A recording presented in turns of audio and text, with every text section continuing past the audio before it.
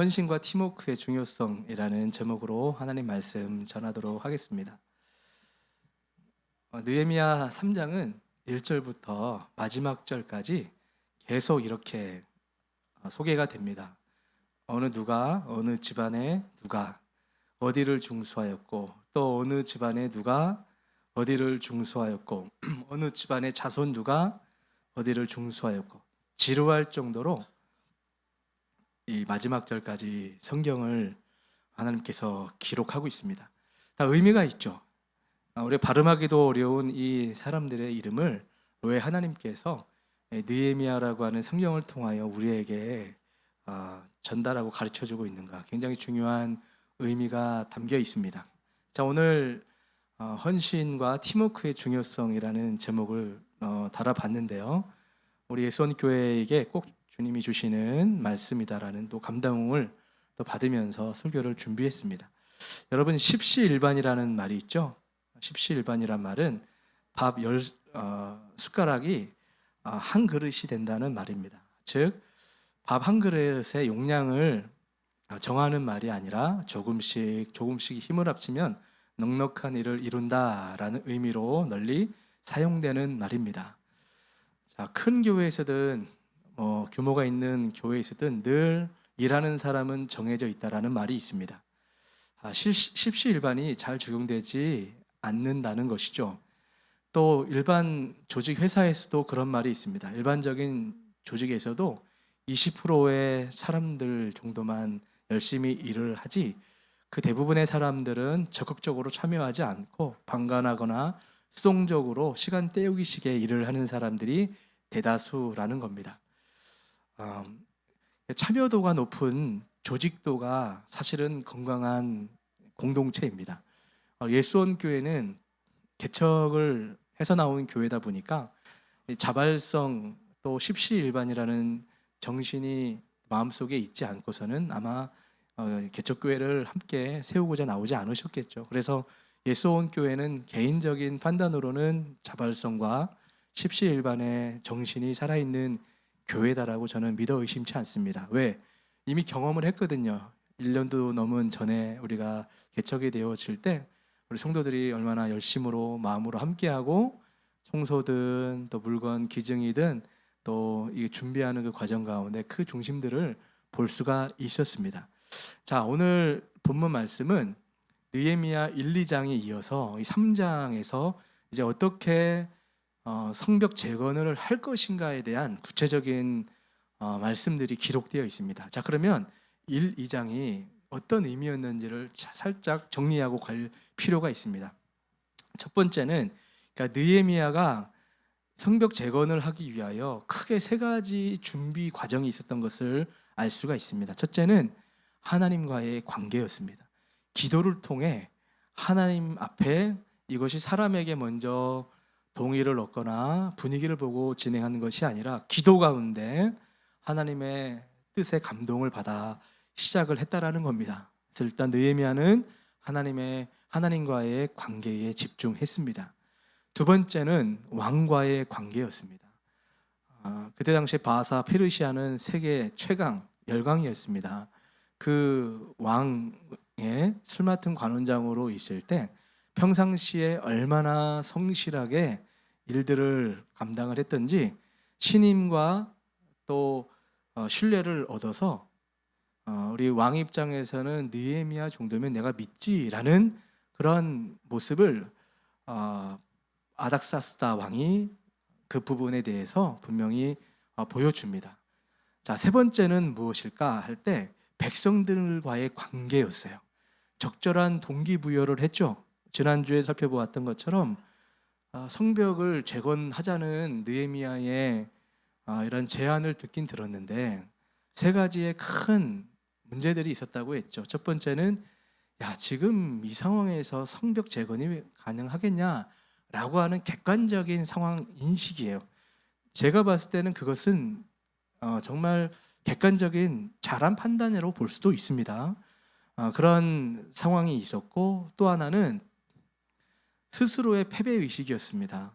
거의 90년 전부터 성벽 재건을 시도하였지만 스스로의 자포자기와 외부의 침입으로 인해서 성벽 재건, 성전 건축이 중단된 지 오래된 상태입니다. 이러니 야, 이번에도 뭐 다를 바 있겠어? 라는 스스로의 패배 의식들이 있었습니다. 그리고 실제적으로는 외부의 침략, 외부 사람들이 호시탐탐 노리고 있었기 때문에 이것을 정말 잘할 수 있을까라고 하는 객관적인 이 상황 또한 현실을 바르게 잘 살고 있는 사람의 입장이라면 충분히 위협이 될 만한 부분이었다라는 거죠. 그럴 때 느헤미야가 무엇으로 설득을 했습니까? 결국은 한마디로 말할 수가 있겠습니다. 그게 뭐냐면 다시는 우리가 수치를 당하지 말자. 성벽 재건의 그 명분은 우리가 뭐 잘 먹고 잘 살자 내 입장만 생각한 것이 아니라 우리가 이 성벽 재건이 되어서 무엇을 하자는 거죠? 결국은 외부의 침입도 우리가 방어할 뿐만 아니라 그 안에서 주님 나라 백성답게 제사장 국가답게 예배드리며 정말 율법이 지켜지는, 즉 말씀대로 살아가는 백성을 다시 재건해 보자라고 하는 신앙적인 권면이었습니다. 그것 또한 말씀을 드린 바와 같이 그냥 이런 웅변이 아니라 말씀에 의거해서 하나님께 대해서 기도가 나오죠. 하나님은 크신 분이십니다. 하나님은 언약에 신실하신 분 아니십니까? 그리고 하나님은 자비로운 분 아니십니까? 하나님은 우리를 정말 조그만 아무것도 아닌 나라 같은 이 이스라엘 민족을 그 열강 가운데 불러내어서 큰 민족을 이루시겠다고 불러내셨던, 우리가 경험했던 그 역사적인 하나님이 우리 하나님이십니다. 그러나 그 하나님은 신실하신데 우리가 세상 사람들과 다를 바 없이 하나님을 삶의 기준 삼아 말씀으로 살아가야 될 사람이 세상 사람들이 말하는 대로 이리저리 좌충우돌하며 우상 숭배하고 죄 지은 결과 우리가 종살이라고 한 70년 동안의 수치를 경험하지 않았습니까? 그러나 주님은 신실하십니다. 이미 그걸 아시고 언약에 신실하신 하나님 앞에 우리가 자복하고 회개하고 돌아가면 언제든지 다시 싸매어 주신다고, 다시 강대한 나라 세우신다 약속하신 하나님, 우리가 그렇게 성벽 짓기 원합니다라고 하나님 앞에 약속한 듯이 당신이 먼저 우리에게 약속하신 하나님 아니십니까? 라는 그 입장에서 기도하듯 그들을 설득합니다. 그리고 자비로우신 하나님, 우리는 자격 없지만 늘 실패했지만 주님 앞에 믿음 없는 모습 보였지만 여전히 주님은 늘 그랬듯이 자비로우신 분, 우리가 또 주님 잘못했습니다 회개하고 용서를 구하면 언제든지 또 품어주시고 기회를 주시는 하나님 아니십니까? 라는 그 기도와 더불어 우리가 다시는 수치를 당하지 말자, 우리 성벽 재건해서 정말 하나님 백성답게 살아가자 라는 그 느헤미야의 마음에 오랫동안 묵혀졌던, 즉각적인 일도 아니라 한 4개월 정도 왕 앞에 서기까지 늘 기도하고 그런 마음으로 준비했던 이 느헤미야의 중심에 성령이 역사하신 거죠. 그 느헤미야의 그 입술의 고백을 통하여 어찌할꼬, 그럼 우리가 성벽을 짓자라고 유대 백성들이 다 동의를 하게 됩니다. 우리는 어떻게 할까? 성벽을 짓자라고 하는 그 제안에 성벽을 짓자라고 결의를 하게 됩니다. 그렇게 결의를 한 다음에 오늘 3장 말씀이 이제 이스라엘 백성들도 설득이 되었고 이제 잘 하나님 나라의 백성답게 한번 규모를 갖추어 보자라고 하는 동기가 마음속에 세팅이 됐습니다. 자, 그러면 이제 어떻게 해야 될까요? 이 일을 추진해야 되는데 3장에서 느헤미야를 통하여 하나님이 무엇을 말씀하고 계시는가, 아주 중요한 말씀을 하고 있다라고 생각을 합니다. 목표 달성을 위해서는 구체적인 계획을 가지고 실행에 옮겨야 되는데 느헤미야가 그렇게 했다라는 겁니다. 자, 오늘 3장 말씀을 사실 다 읽고 싶었지만 시간상 안 읽었어요. 근데 중요한 부분들만 추려서 오늘 3장 전체에 대한 의미를 여러분하고 나누고자 합니다. 자, 일단 먼저 3장에서 느헤미야가 시도한 첫 번째 잘한 일은 일을 나누어 분배했다는 거예요. 일을 나누어 분배했다. 보통 성벽을 쌓을 때는 우리는 남한 산성이든 이 성곽을 보게 되면 한양을 동그랗게 쌓고 있잖아요. 그 재건을 처음에 지을 때 어떻게 지었겠어요? 아마도 어느 쪽에서 짓기 시작하면 벽돌을 차차차차 쌓아서 나중에 동그랗게 그 원점으로 돌아오는 방식으로 벽을 쌓지 않겠습니까? 일반적인 방법이죠. 그런데 느헤미야는 그런 방식으로 쌓지 않습니다. 그것을 오늘 1절부터 좀 볼 텐데, 오늘 본문 1절 말씀 같이 읽도록 하겠습니다. 시작.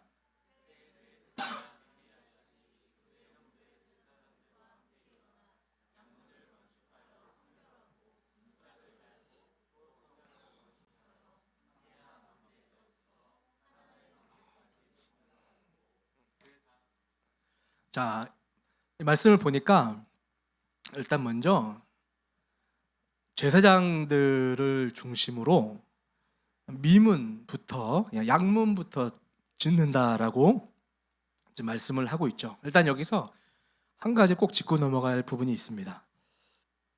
이스라엘 백성들이 이제 성벽을 재건할 때 제일 먼저 상징적으로 어디에서부터 시작을 하냐면 양문을 건축했대요. 제사장들을 중심으로 양문을 건축하여 성별하여 문짝을 달았다라고 말씀을 하고 있습니다.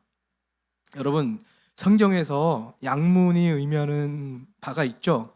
예수님께서도 요한복음 5장을 보니까 38년 된 병자가 나오잖아요. 우리 살펴봤죠? 38년 된 병자가 태어날 때부터 앉은뱅이처럼 움직이지 못하는, 앉은뱅이보다 더 심한 상태죠. 꼬딱 침대에 누워있는 그런 사람을 고치실 때 양문 곁에 있는 그 사람을 고치는 장면이 나옵니다. 자, 그곳은, 그 연못은 결국은 누구든지 그 안에 들어가는 자들마다 치유함을 받게 된다라는 것을 가르쳐 주시고자 하는 메시지였는데, 양문은 그런 의미에서 그 양문의 물은 예수 그리스도의 십자가의 보혈을 상징적으로 의미하고 있죠. 그러니까 모든 양들이 다 예루살렘 성 안에 들어가서 제사 행위가 이루어지잖아요. 예배라고 말할 수 있죠. 예배를 드릴 때 양들은 다 어디를 통해 들어가냐면 양문을 통해 들어오는 거예요. 양문을 통해 들어올 때 그 양문 옆에 그 우물에서 양들을 다 씻겨서 제물답게 목욕시켜서 들어간다는 거죠. 우리가 다 주님 앞에 나아갈 때 그냥 들어가는 것이 아니고 하나님의 임재 앞에 나갈 때 십자가의 보혈의 피로 우리가 목욕하듯 씻음 받은 상태의 사람만 하나님을 만날 수 있듯이 양문을 수축했다라고 하는데 굉장히 중요한 의미가 있습니다. 성벽을 재건할 때 느헤미야는 제사장이 아니었음에도 불구하고 성벽 지으십시다 할 때 느헤미야의 그런 말씀 플러스 제사장들도 알았던 거예요. 이 성벽을 재건할 때 가장 중요한 것은 예배라는 것을. 예배. 여러분, 우리 예수원 교회가 지금 성전을 이전하려고 기도하며 준비하고 있는데 제일 중요한 것이 무엇이겠습니까? 예배라는 거예요. 우리 52일 동안 성벽이 재건이 되는데 하루도 빠짐없이 성별하여 늘 아침마다 저녁마다 시시때때로 하나님 앞에 단을 쌓았다라는 것을 우리에게 가르쳐 주고 있습니다. 자, 이게 굉장히 중요한 거예요. 교회의 성전 건축, 선교, 봉사 그 모든 부분에 예배가 중심이어야 된다는 것을 우리에게 가르쳐 주고 있습니다. 아무리 바쁜 삶의 상황 속에서도 하나님을 우선시한 사역을 할 때 그 일이 하나님의 사역이 될 수 있다는 것을 우리에게 주님 가르쳐 주고 있습니다. 여러분, 아브라함도 한번 생각해 볼까요? 아브라함도 하나님께서 가라, 내가 너를 정말 세상에 큰 열강의 야비가 될 것이 큰 나라를 이루게 될 것이야 라고는 하나님의 음성을 듣고 바랄 수 없는 중에 아무것도 보이지 않는 상황이지만 그 하나님의 약속을 믿고 걸음을 띄어서 어느 곳에든지 도착하는 대로 무엇을 먼저 했다고 합니까? 단을 쌓는 일을 한단 말이에요. 단을 쌓다는 것은 하나님의 여호와의 이름을 불렀다. 즉 언약에 신실하신 하나님, 제가 주님 앞에 부르심을 받은 하나님의 백성입니다. 주님 저 책임져 주실 거죠? 라는 마음으로 늘 가는 곳마다 예배를 드렸다. 아브라함이 그렇게 살았습니다. 여러분, 여호수아는 어떻습니까? 여호수아도 여러 장면이 있지만 특별히 기억나는 거 여호수아 3장 요단강을 건널 때도 마찬가지였고 요한복음 5장을 여리고성을 무너뜨리는 장면을 볼 때도 그렇고 똑같은 하나님의 강조가 있어요. 너희가 이제 요단강을 건너기 전에 진중에 돌아다니며 스스로 성결하게 하라. 성결하게 하라고 분명히 강조합니다. 저기도 보니까 하나넬 망대까지 성별하였고 성별하였고 성별하였단 말을 계속 나와요. 이게 무엇을 의미합니까? 우리 인생이 순간순간 주님이 원하시는 성전이 되기까지 주님이 우리를 고린도전 3장 16절 보게 되면 너희가 하나님의 성전인 것과 하나님의 영이 너희 안에 거하심을 알지 못하느냐. 구약적 개념에서는 성전을 재건하는 측면에서 이미지화되어 있다면 신약 시대 때는 진정한 성전이 누구냐? 바로 너다. 여러분, 나 자신이 성전이 참된 성전이 되어서 교회라고 하는 공동체로 모일 때 그 교회가 마디마디가 연합되어서 정말 느헤미야 공동체처럼 멋진 교회가 되는 거예요. 한 사람도 예배에서 실격하거나 예배자가 되지 않으면 아간 같은 사람이 나타나면 그 공동체는 아간 같은 사람 때문에 우르르 무너진다는 것을 구약에서도 말씀을 하고 있고, 아나니아 삽비라처럼 기도하지 않고 그저 세상적인 소리 듣고 자기도 영적인 지도자 역할을 가고 싶어서 믿음 있는 척, 성전 짓는 척 하는 사람들마다 하나님은 아나니아 삽비라 한 방에 죽임으로 그 교회의 거룩성을 보여주지 않습니까? 무엇을 의미합니까? 하나님은 어떤 중요한 일을 감당하실 때 교회의 성전 재건이든 나 자신이 믿음의 사람으로 살아가는 삶의 모든 순간에 가장 우선순위가 무엇이냐? 예배라는 거예요. 예배. 여러분, 오늘 주님 앞에 예배자로 성공할 수 있기를 주님의 이름으로 축복합니다. 내가 뭐 어떤 것들을 다 한다 할지라도 주님 보시기에 주님이 받으시는 예배자가 아니라면 가인과 가인의 제사 같은 모습으로 우리가 나갔다면 아무리 열심을 한들 무슨 의미가 있겠습니까? 하나님 보시기에 인정받을 만한 참된 예배자 되어야 되는데 그 정말 중요한 태도는 무슨 일을 할 때 하나님이 도우셔야 됩니다. 그리고 우리 정체성은 주님이십니다 라는 그 고백 가운데 느헤미야 3장 1절을 저렇게 기록을 하고 있는 거예요. 우리 예수원교회의 모든 시작이 예배이기를 원하고, 여러분 가정의 모든 계획의 결정에 시시때때로 예배하는 예배자 되기 원하고, 여러분 인생의 모든 계획이라는 사업위에도 주님 앞에 예배로 시작하면 주님께서 이루심을 믿습니다. 자, 그러면서 예배가 중요하다는 거 말씀을 드렸어요. 자, 그러면 이제 3장 1절부터 쭉 말씀이 나타나고 있는데, 성막을 아까 말씀드린 바와 같이 한쪽이 시작하면 다 같이 합심해서 벽돌난로 해가지고 어느 집하든 간에 이렇게 성막을 재건해 나가면, 성벽을 재건해 나가면 그게 합리적인 방법 같은데, 이 3장을 보게 되면 특이한 부분을 말씀을 하고 있어요. 한꺼번에 느헤미야가 그 모든 지방, 지파 사람들을 각각 나누어 일을 한꺼번에 시작을 하겠다는 거예요. 그러니까 동서남북, 자, 우리 이제 시작을 합니다. 아무개 지파는 저쪽에 일하시고 저쪽에 일하시고, 이 모든 오늘 3장에 인원이 75명이 등장을 합니다. 75명이 등장을 하는데 각각 위치, 맡은 역할들이 각각 다른데 같이 동시대에 일을 시작하는 것을 우리에게 가르쳐주고 있습니다. 양문에서 시작해서 양문까지 한 바퀴 도는 거예요. 그런데 이 전체 성벽을 42개 구역으로 나누었습니다. 그것을 10개 문과 4개의 망대가 있다고 기록을 하고 있습니다. 그리고 75명의 이름이 등장되어서 리딩을 해 나가는데 각 구간을 담당했던 사람은 지도자였겠죠. 이렇게 구간을 나누어 일을 분담하는 일은 사실 쉬운 일이 아닙니다. 매우 복잡하고 힘든 일입니다.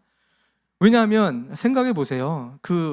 이끌어 가야 될 리더 입장에서는 그 구간별로 성막을 짓는 사람, 문을 만드는 사람이 필요하고, 망대를 만드는 사람이 각각 어떤 데에 어느 지파, 어느 사람이 잘할 것인지를 알잖아요. 예를 들어서 우리 예수원교회의 평범한 목수이신 이재범 우리 회장님 하는 일이 인테리어나 등등 가구 만들고 예수님과 하는 일이 비슷해요. 그러니까 이런 사람이 아무래도 이쪽 일에 전문가지 저 같은 사람에게 저걸 만들려고 하면 할 수 있겠어요? 그러니까 느헤미야 입장에서는 이 부분은 이재범, 저 부분은 조윤재, 저 부분은 최인혜 등등 이렇게 적절한 역할에 사람들을 세웠다라는 것을 가르쳐주고 있습니다. 그리고 동시에 역할들을 맡겼다라는 데에는 어떤 의미가 있을까? 아까 십시일반 말씀을 드렸죠. 그냥 잘하는 사람, 이게 예를 들어서 52일 동안 지읍시다, 우리 같이 재건합시다 할 때 항상 같은 방법을 하면 항상 이내 재범이 윤재 없으면 일이 안 돼. 어디야? 맨날 이렇게 진행이 되고 저 같은 사람은 뭐 할 거 없나? 뭐 벽돌 날를까? 이렇게 물어보고 할 수밖에 없을 거예요. 그런데 일을 나누어 시키니까 우리가 지금 저쪽 벽을 맡았대. 나 어떡하지? 야, 어떻게 하든지 우리 역할이 네가 맡아야지. 야, 네가 자재 알아보고 네가 지금 사람 좀 알아보고 등등 이런 식으로 일을 했다는 거예요. 여러분 굉장히 저는 이 연구하면서 정말 은혜가 됐어요. 하나님이 이 모세오경에서는 성막은 이렇게 지어라, 성전의 기물들은 이렇게 만들어라라는 말씀은 디테일하게 되어 있는데 구약성경, 신약성경 합쳐서 이렇게 성막과 성전이 지어지는 과정 가운데 세세하게 말씀하시는 이 장면은 이 느헤미야만 하는 성경이 없는 것을 또한 보면서 이것은 하나의 성벽 재건의 측면이 아니라 이 무형교회인 우리 한 성도와 성도가 연합되고 하나의 교회가 세워져 갈 때 영적으로 주는 의미가 크구나라는 생각을 하게 되었습니다. 작업 구간을 나누어 일을 분담할 때 할 때의 장점은 다 내 일 같다는 거죠. 그렇죠? 다 내 일 같은 마음으로 그 일을 진행했다라는 겁니다. 자, 그러려면 자발성이 중요한 것입니다. 자발성. 저는 이 75명의 이름을 각 나름의 집안이든 그 지역이든 그 우두머리들을 세워서 그 어떤 일을 맡게 하셨을 때의 하나님의 의도는 자발성이라고 저는 믿습니다. 믿습니까? 자발성이에요. 누구 하나도 중요하지 않은 사람이 없다. 너 한 사람 한 사람이 다 중요한 거야. 교회, 여러분 성벽 재건의 입장에서만 보시면 안 되고 우리 교회가 건강한 교회로 세워져 갈 때는 정말 한 사람도 소중하지 않은 사람이 없다는 거예요. 눈이 손보러, 너는 별로 소용이 없어. 발가락, 너는 필요가 없어. 엉덩이, 소용이 없어. 막 이런 식으로 이야기를 하면 안 된다는 거죠. 모든 마디마디가 우리는 모르지만 신체 하나하나도, 신경 하나하나도 하나님의 아주 세밀한 섭리와 계획 가운데 인간을 창조한 거 아닙니까? 교회도 우리 인간의 눈으로는 식별이 되지 않지만 마디마디가 다 각각 필요한 역할들이 있단 말이죠. 각자 이 선순환 될 때 유기적인 공동체로 하나님이 기뻐하시고 세상은 알 수 없고 경험할 수도 없는 교회의 참된 맛을 경험하게 하신다라는 겁니다. 우리 예수원교회가 이렇게 아름답게 지어져가는 모멘텀이 될 수 있기를 주님의 이름으로 축복합니다.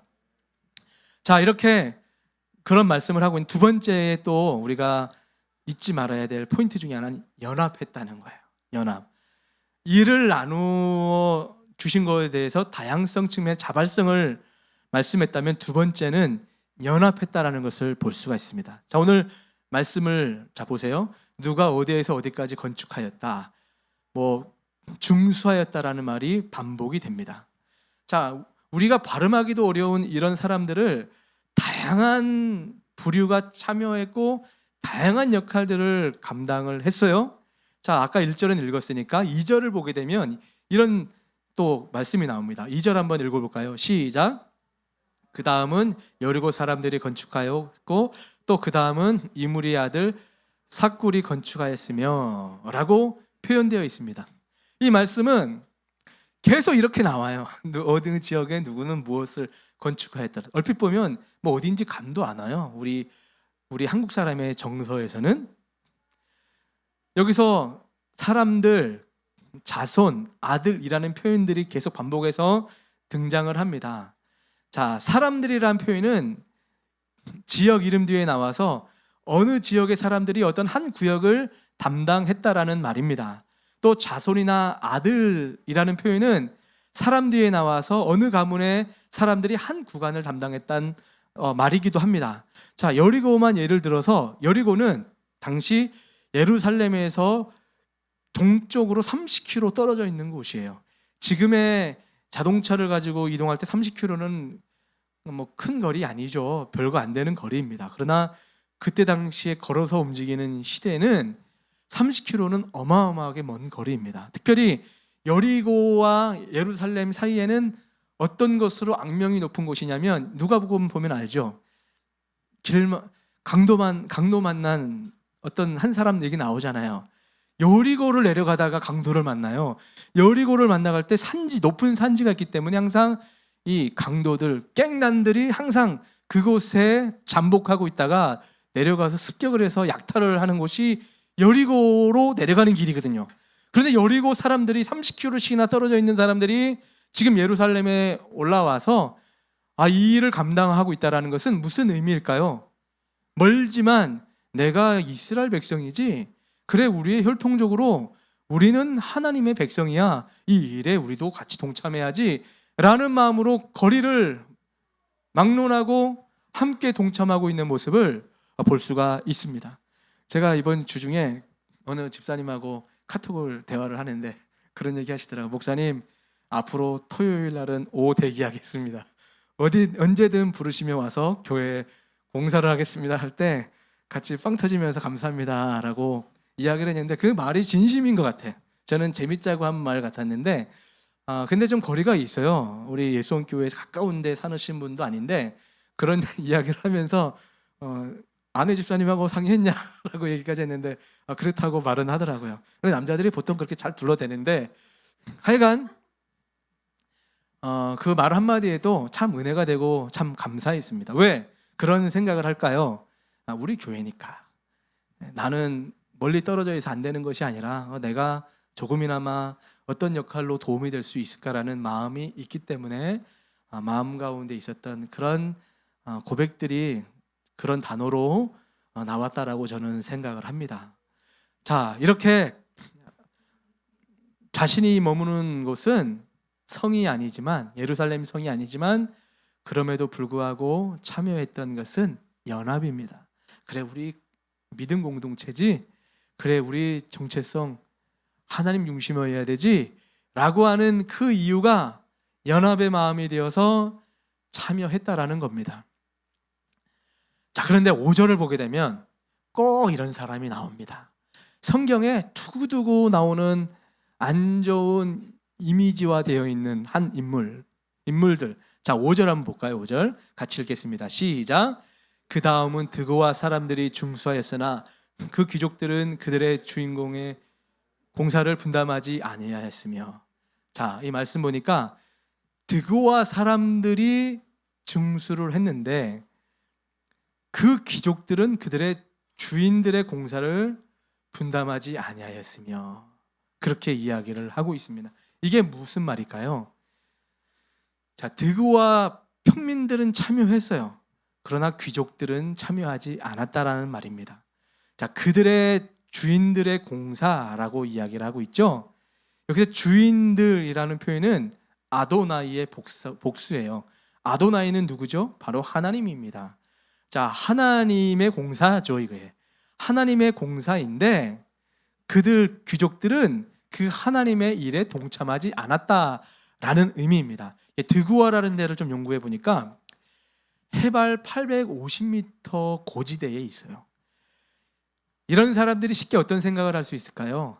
이런 고지대에 있으면 우리는 안전하지. 이 전쟁 가운데 어느 민족이 쳐들어와도 우리 드고아 사람들은 그 전쟁이든 피해 가운데서 안전한 사람들이야. 그리고 우리가 거기 사는 사람도 아닌데 굳이 예루살렘 짓는데 우리가 파견 나가서 고생을 해야 되나? 라고 생각했던 모양입니다. 그래서 이 귀족들은 가지 않았어요. 평민들은 같은 마음으로 열심히 건축 일에 동참했다라는 겁니다. 이 귀족들의 마음은 어떤 의미일까요? 자신들의 이익과는 거리가 멀다라고 생각했기 때문에 건축 공사에 참여하지 않았다라는 것을 우리에게 말씀하고 있습니다. 여러분, 하나님 앞에 은혜를 받아 주님을 섬길 때는 거리는 중요하지 않습니다. 제가 자주 말씀을 드렸죠. 제가 영국에서 유학을 할 때 한인교회를 섬겼습니다. 한인교회, 더럼 한인교회라는 데를 섬길 때 그 더럼 근처로 이동하기 전에 거의 6개월 가까이를 차로 이동을 했어요. 이동을 할 때 정말 120km 정도 달려서 2시간을 꼬박 달려서 갈 수 있는 거리가 제가 살고 있었던 지역이었고, 2시간을 운전을 해서 아침 새벽에 시온이가 조금 할 때였어요. 그때에 아침 일찍 운전을 해서 그 교회 가서 열심히 또 교회 섬기고 저녁 늦게 돌아오는 것이 저의 일정이었습니다. 근데 저는 하루도 한 번도 그곳이 너무 멀다, 너무 멀어서 오늘 안 갈까, 이런 생각을 해본 적이 없어요. 왜? 좋으니까. 반대로 어떻게 생각했는지 아세요? 우리 집은 왜 이렇게 머냐 이렇게 말을 하지, 왜 우리 교회 이름이 뭐냐라고 말하지 않아요. 여러분, 정말 지난번에 우리 특강으로 오셨던 장로님도 그런 말씀을 하셨지만 저는 그 부분에 대해서 진심으로 공감했던 사람입니다. 은혜를 받고 하나님을 만난 사람은 찬양을 불러도 30분이 짧아요. 한 곡을 부를 때 이상하게 은혜가 될 때 그 가사 구절 가운데 내 고백 같고 내 마음 같고 하나님의 은혜가 밀려오기도 하고 하나님 앞에 회개의 마음이 몰려오기도 하고 해서 찬양 부르면 또 다른 곡 부르고 싶고 또 다른 곡 부르고 싶고 30분, 1시간이라는 시간이 훌쩍 지나가는 상태의 삶을 살아본 사람은 예배가 왜 이렇게 기냐, 찬양이 왜 이렇게 기냐라는 생각하지 않습니다. 은혜를 받은 사람은 정말 여러분 돌아보셔야 돼요.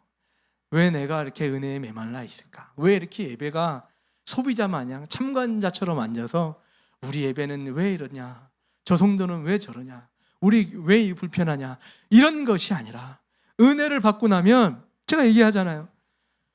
제가 찬양팀 하지 못할 때 그때는 드럼을 강대상에 올렸다가 다시 예배 끝나면 창고에 드리는 일을, 일반적인 저희 합동측 교회 같은 데에서는 드럼 같은 걸 놔두는 창고가 있었어요. 그래가지고 세팅하고 접어서 다시 넣어놓고, 이거를 금요일하고 주일 찬양 예배할 때 누가 시킨 것도 아닌데 저는 정말 내 일처럼 기쁘게 감당을 했어요. 그러니까 사찰 집사님이 나중에는 저 키를 주더라니까, 저라 네가 키를, 마치 천국 열쇠의 키를 받아야 되는데 예배당 열쇠의 키를 받아 제일 먼저. 근데 그게 지금 생각해 보면 그냥 하나님께서 목회자로 사용하시기 위하여 준비시켰던 은혜의 어떤 과정들이 아니었나라고 생각을 합니다. 그렇다고 그것이 나 괜찮지 않냐라는 조금의 의로움을 얘기하는 것이 아닙니다. 본질을 말하는 거예요.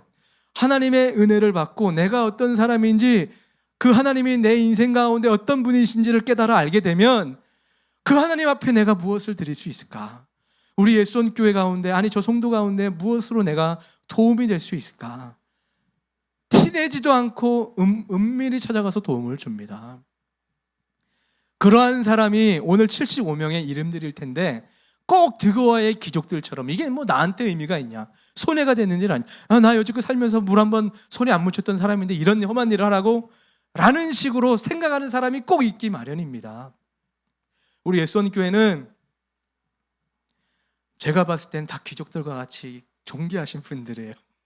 다 너무나 소중하고 귀한 분들이지만 그럼에도 불구하고 75명의 이름에 들어갈 만큼 믿음과 겸손함을 소유했기에 이렇게 예수원교회에 와서 같이 예배드리고 내 교회, 내 공동체, 여러분 그렇잖아요. 이게 나만의 목적을 위한 예배당, 예수원교회 섬김입니까? 내가 영적으로 은혜가 풍성해야 다른 사람에게도 은혜를 나눠줄 수 있든, 또 내가 영적으로 구멍이 되면, 무너진 성벽이 되면, 여러분이 담당해야 될 그 성벽이 무너지면 그 성벽으로 원수마귀 들어온단 말이에요. 원수마귀가 예수원 교회 같은 예루살렘 성전 안으로 들어온단 말이에요. 그래서 우리가 이게 남일이 아니라 내가 내 역할 영적으로 깨어서 내 역할을 감당한다라는 마음으로 참여하고 모든 마디가 연결되어 일을 감당할 때 정말 세상이 감당할 수 없는 그런 하나님의 놀라운 교회가 될 줄 믿습니다. 이제 말씀 정리합니다. 자, 마지막으로 이 말씀을 정리하면서 75명의 이름들을 보면서 저는 이것을 어떻게 또 해석을 하는가? 하나님이 서로 너네들끼리 인정해 주라는 거예요. 75명의 이름이 딱 등장할 때 하나님의 의도는 무엇이었을까요? 굳이 아까 여기 제사장 누구 외에 두고와 집안의 누구 외에 75명이 이렇게 성전 재건에 참여하였더라라고 말할 법도 싶은데, 정말 지루할 만큼 이런 이름들을 자세하게 나열한 이유는 이런 거죠. 우리가 하나님의 교회를 세워갈 때 이 부분에 강대상은 재범이가 중수했어. 재범이 박수. 야, 뒤에 간판은 예를 들어서 이내가 수고했어. 이내 박수. 우리 악기 세팅할 때 이거 석종이 수고했어. 석종이 박수. 마치 주보를 만들고 할 때 이거 인지가 잘했어. 인지 박. 이렇게 누구를 알아주라는 의미라기보다 이름을 드러내는 의미가 아니라 서로 교회가 세워져 갈 때 이 부분에 대해서 너의 도움과 너의 헌신이 없었으면 이렇게 성전이 재건되지 않았을 텐데 너희들의 수고가 크다라는 것을 서로 격려하고 인커리지 시키고 인정해 주라는 선한 의도 가운데 의미가 담겨져 있다라는 겁니다. 우리 예수원교회가 이제 지어져 갈 때 보잘것없는 능력을 가지고 있다 스스로 생각된다 할지라도 하나님 앞에 하나님 예수원교회의 그러한 존재가 되기 원합니다. 그러한 마음으로 주님 앞에 드러나기 원합니다. 이렇게 헌신하여서 이러한 헌신된 사람들이 십시일반하면 정말 세상에서 알 수 없는 놀라운 팀워크를 이루는 우리 예수원교회 주님의 군대가 되어서 마하나임의 여호와의 군대가 되어 세상 가운데 전쟁에 승리하는 우리 교회가 될 줄 믿습니다.